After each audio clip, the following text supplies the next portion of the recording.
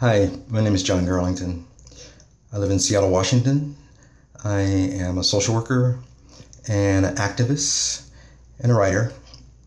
And I was asked to give my thoughts on race. Perhaps my first recollection, Carl Stokes was sworn in as mayor that January. That was a profound experience, particularly living in the city and while it was happening. The second was the day my brother was born, which was April 3rd of 1968. And the following day, Dr. Martin Luther King was shot. I didn't know who this man was, but the impact that he had on my family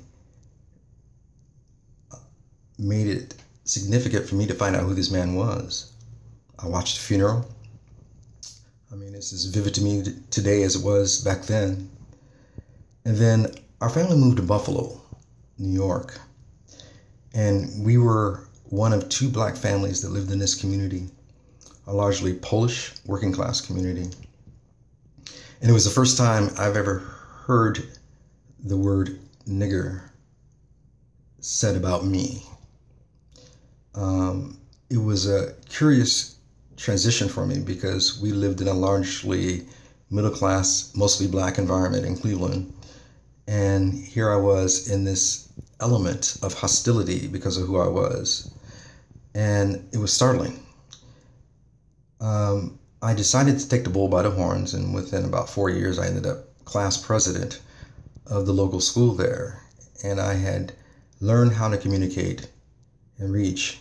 And in fact, one of my best buddies' father gave me his what happened to me from a black man story, and I listened to him with interest, and I apologize for what he did.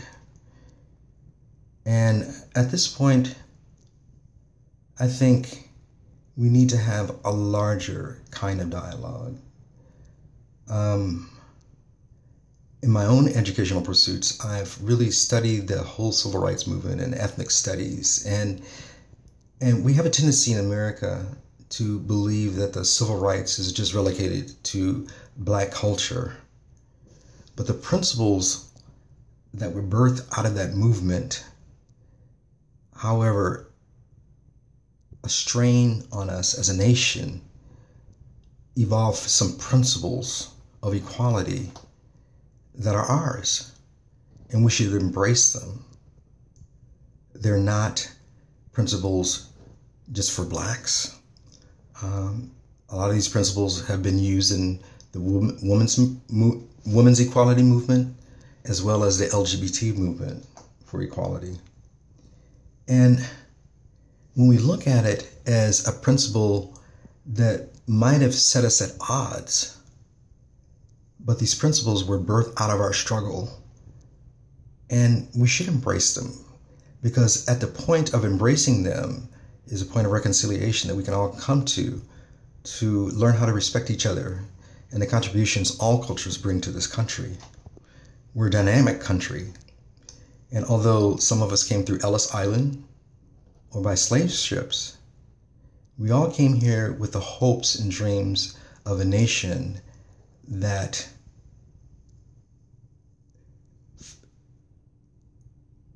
didn't deny anyone's inalienable rights. And when we approach it from that perspective, although it was a struggle, we learned some things from this. And I hope that more education can be given to those principles and the contributions of our struggle as a nation to understand what it means to invite others who are not of our own nationality, our own culture, our own religion, into a conversation that when they come here, they're welcome. And it's been a challenge. And a lot of times during economic challenges, we tend to revert back to what's familiar. And we need to understand that race should no longer be a political football that we use and that we can bring out to garner political clout at the expense of something that should not even be a factor in a discussion about someone's race. They're American. I remember going across the border one time, coming from the Middle East, and I was in London, and they asked me what my nationality was, and I said African American. She looked at me after she stamped it, and she threw my passport out back at me. She says, "You're American."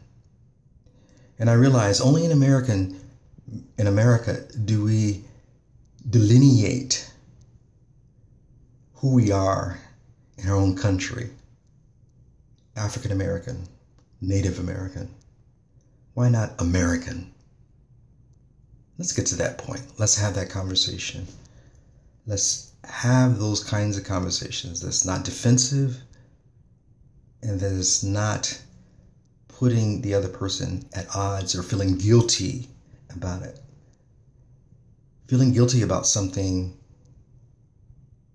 is an impasse to reconciliation. And the impasse is if you fail to change the behavior for future possibilities of equality that really looks at every individual as an equal and welcome. Thank you for hearing me. God bless you.